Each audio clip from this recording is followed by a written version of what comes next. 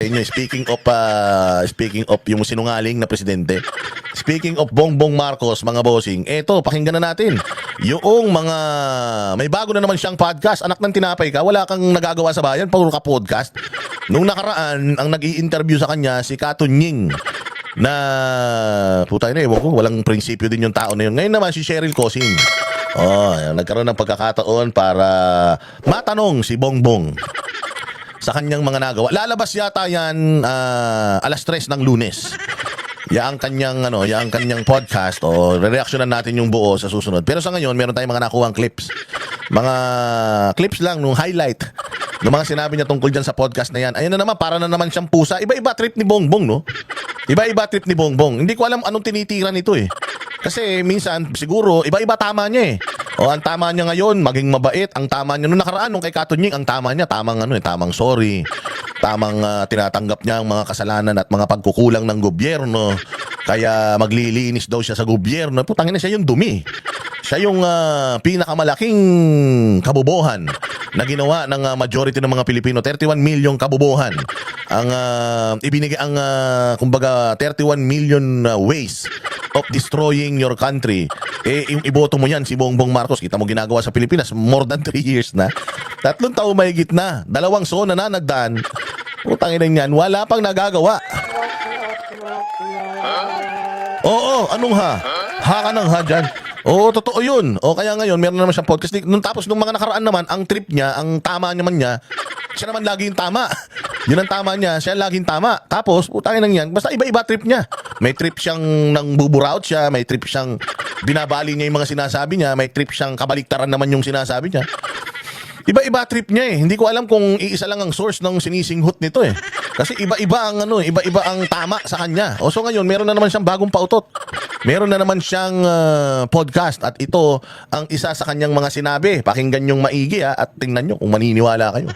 Dito sa kanyang bagong mga litanya patungkol sa mga nagagawa. Nakita mo tong title ng balita, Legacy ni Pangulong Bongbong Marcos. O sige, ilagay nyo sa comment section. Ano ang legacy ni Bongbong? Ako, ang alam kong legacy niya, putangina, pinakasinungaling na presidente yan sa balat ng lupa.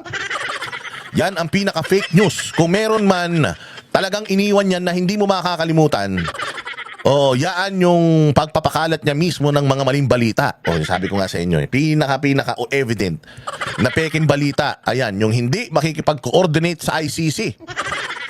Na hindi papayag, ganito, ganyan. So ayan, nandoon na si Pangulong Duterte sa ICC.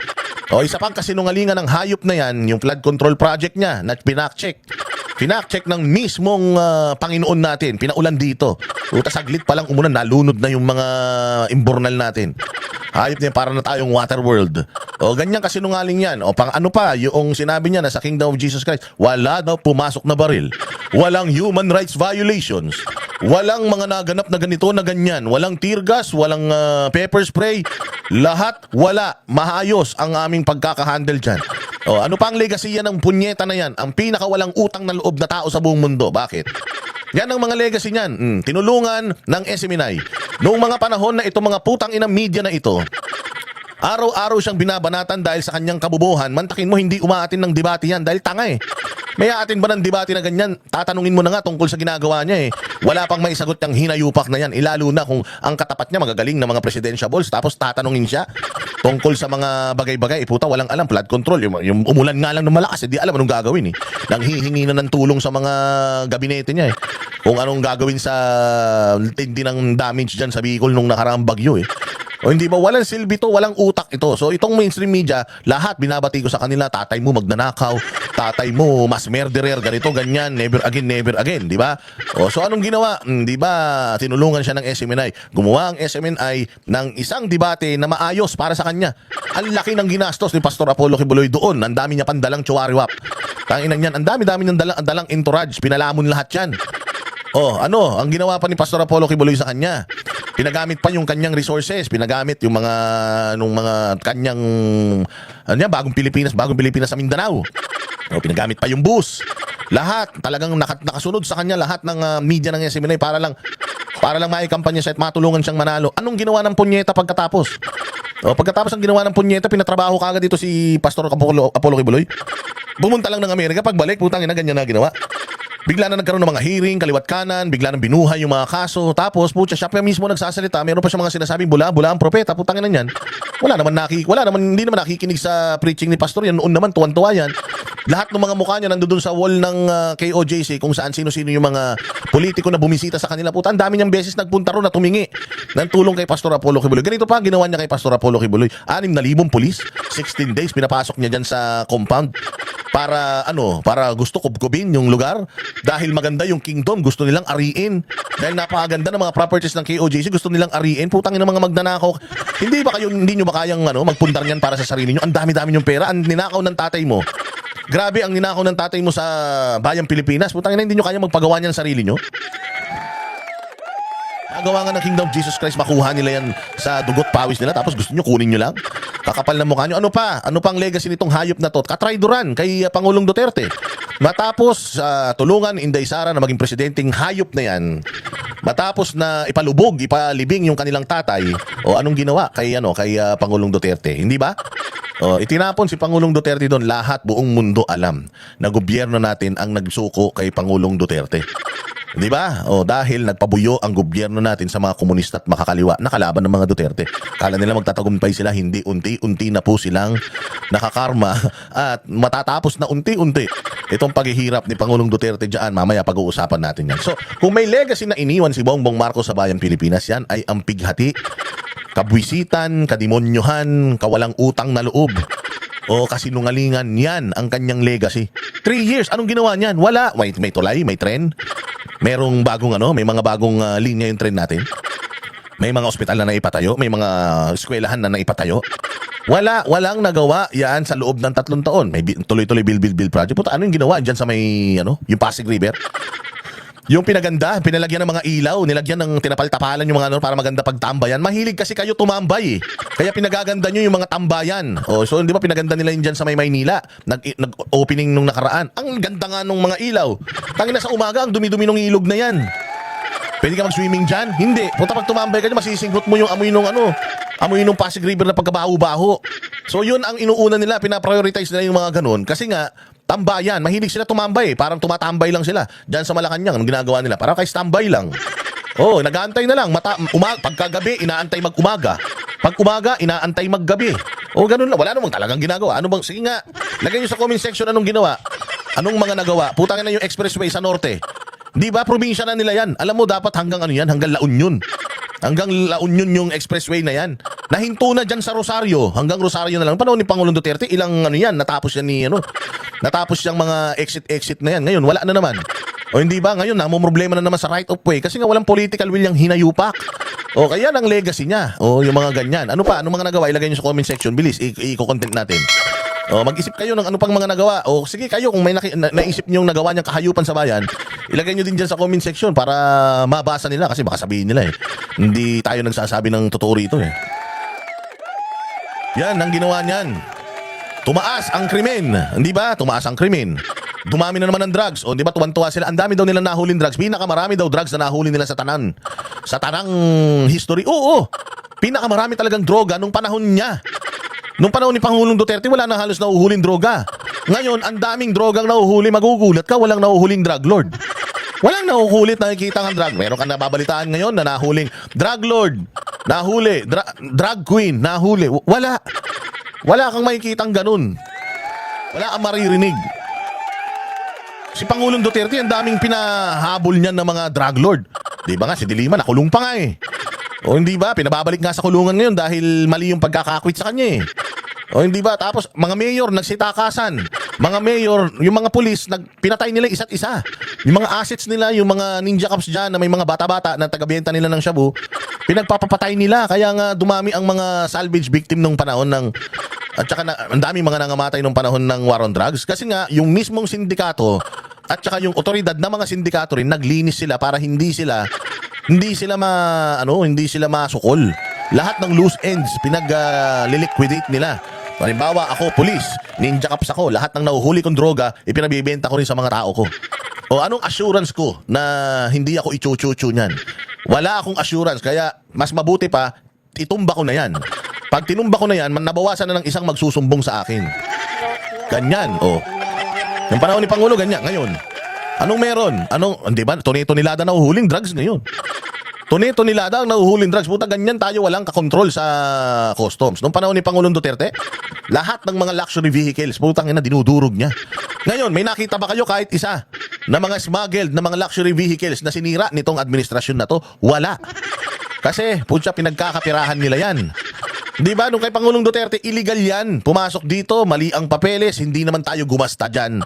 Ba't kayo manghihinayang nasirain yan? Hindi naman atin yan para magtanda yung mga smuggler, hindi na magpasok dito na mga ganyang kontrabando, warakin mo lahat. O anong ginawa? Ferrari, Maserati, Jaguar, Lamborghini, putang ina, name it, McLaren, winawarak ni Pangulo yan. Oh, tingnan mo. Ngayon, dyan sa customs, anong nangyari? Di ba wala? Kaliwat kanan pasok, smuggled na mga bigas. Smuggled na mga droga. Nahuhuli, tone-tonelada. Nahuli mo yung warehouse na pinagtataguan ng tone-toneladang droga, tapos yung may-ari ng warehouse na yun, hindi mo man lang kinwestiyon. Di ba? Wala man lang nakulong. Puros, yung sa alitagtag, ang daming droga nun, nasa na yung driver? Nakakulong pa ba o nakatakas na? Wala na, hindi nyo na binibigyan ng update ang tao. Si Pangulong Duterte nun, lahat ng nahuhuling drugs, siya mismo nagpapasimuno, talagang live pa yan, sinusunog. Live na sinusunog, kinakanaw sa tubig. Pero ngayon, may mga nakita kang pagsira ng droga. Ang sinisira ngayon, vape. Ang sinisira, vape. Alam mo kung bakit? Negosyo daw nila, di umano ha. Hindi ako nagsabi niyan. Pero tanungin nyo sa mga nagtitinda ng vape kung sinong may-ari ng mga sikat na vape ngayon. Yung mga hindi sinisira. Kayo na bahala magtanong kung sino may-ari. Kayo na bahala mag-alam sino may-ari ng mga vape ngayon na mga sikat. Nakita nyo yung mga vlogger na nagpo-promote ng mga vape? Tingnan nyo kung kanino yung mga vape na pinopromote ng vlogger. Tingnan nyo sinong partner niyan. Nagulat kayo? Bakit winawarak yung mga vape? Yung mga vape sinisira, pero yung mga drugs hindi. Kayo nang bahalang umano. So yan yung ilan sa mga legacy. Matatandaan ko ako kung meron naman maganda eh. Kasi noon naman naghahanap naman ako ng maganda. Pero mas madami talaga yung hindi maganda at saka yung walang nagagawa kaysa dun sa meron eh. Kaya ito, pakinggan nyo yung legacy niya. Baka sakali may mapulot kayo. President, 3 years na lamang po ang nalalabi po sa inyong termino. 3 years na lang ang nalalabi sa yung termino. Sana nga pinag-usapan nyo man lang dito anong nagawa nyo sa 3 taon eh. Di ba? Dapat yun eh. Sir, anong nagawa nyo sa bagay? May SONA naman. Doon sa SONA kasi nalalaman ko anong mga ginawa eh. Sa bagay, pero maganda sana dito, sir, yung legacy.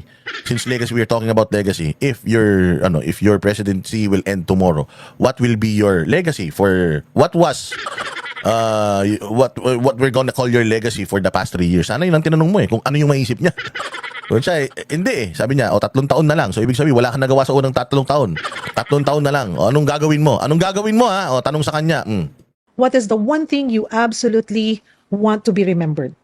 One thing you absolutely want to be remembered. Isang bagay na maaalala ka talaga nila. Kasi ako, ang dami kong bagay na naaalala pag ikaw eh. Una, sinungaling ka. Pangalawa, wala kang utang na loob. Pangatlo, wala kang alam. At marami pang iba. Pero yung pinakamabilis lang na may isip ko, yun talaga eh. Pang-apat, bukod sa wala kang alam, wala kang silbi. Grabe, no? We made a change for the better. So yun lang daw, gusto niya daw maalala na we made a change for the better.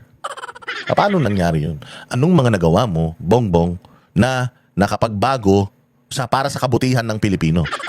Ulitin natin ha.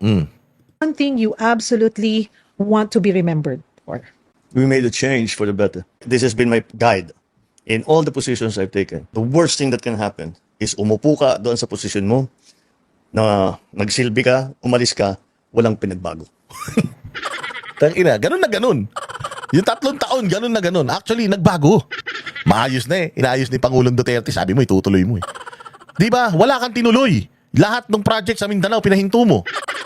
Yung mga railway projects, pinahinto mo. Putang ina yung subway hanggang ngayon. Hindi pa natatapos yung dyan part ng problema sa Makati at saka sa Taguig. Although, may mga progress naman. Pero yan, may mga nagsasabi, this is according to the Transportation Secretary Vince Dizon, na hindi siya matatapos ng yung unang pinoproject natin na panahon. Dapat matatapos yan mga at least before 2028 eh. Pero hindi daw kaya dahil may mga bagong problemang mga kinakaharap na kung meron lang political will ang isang leader, kayang solusyonan. Pero wala eh. So ang sinasabi nito na naging maganda for the better ang buhay ng mga Pilipino. Ano yun? Ano yung mga nagawa mo? Sabi niya, pag umupo ka daw, wala ka daw nagawa, yun daw yung pinaka-worst. Ikaw yun. 3 taon na eh. Sinira mo yung mga ginawa ni Pangulong Duterte. Gumawa ka ng bago mong mga polisiya.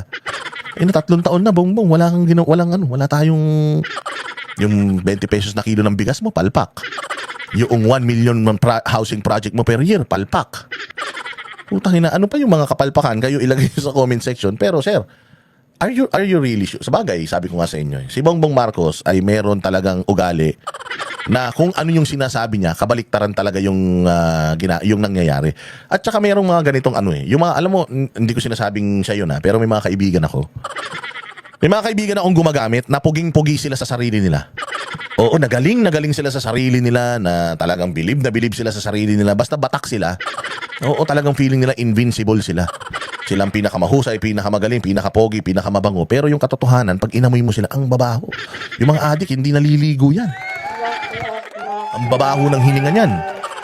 Oo, dahil yung mga chemical so, may mga ganun akong kaibigan na talagang feeling nila, sila talaga yung pinakamagaling. Basta batak na batak sila. Hindi ko sinasabing batak siya. Pero bilib ako sa kanya kasi alam naman niya sa sarili niya na wala siyang ginagawa, wala siyang nagawa, wala siyang nasimulan, wala siyang natapos.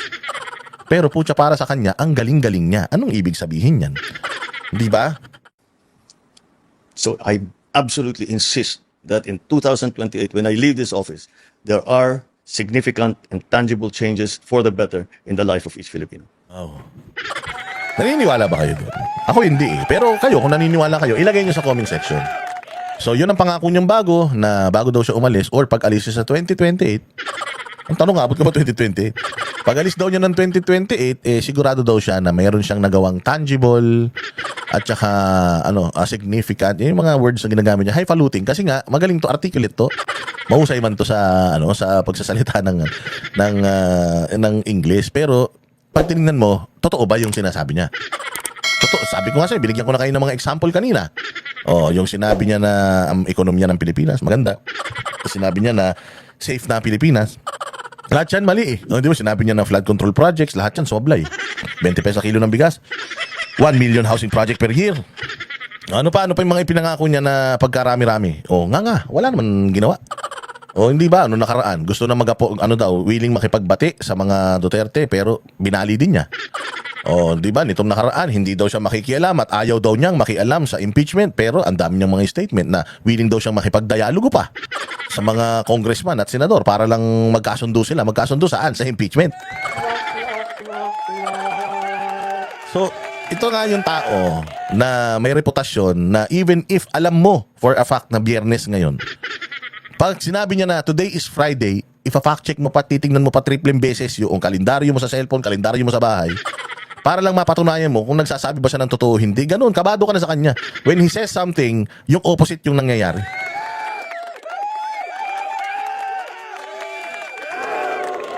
Oo, totoo yan. Kaya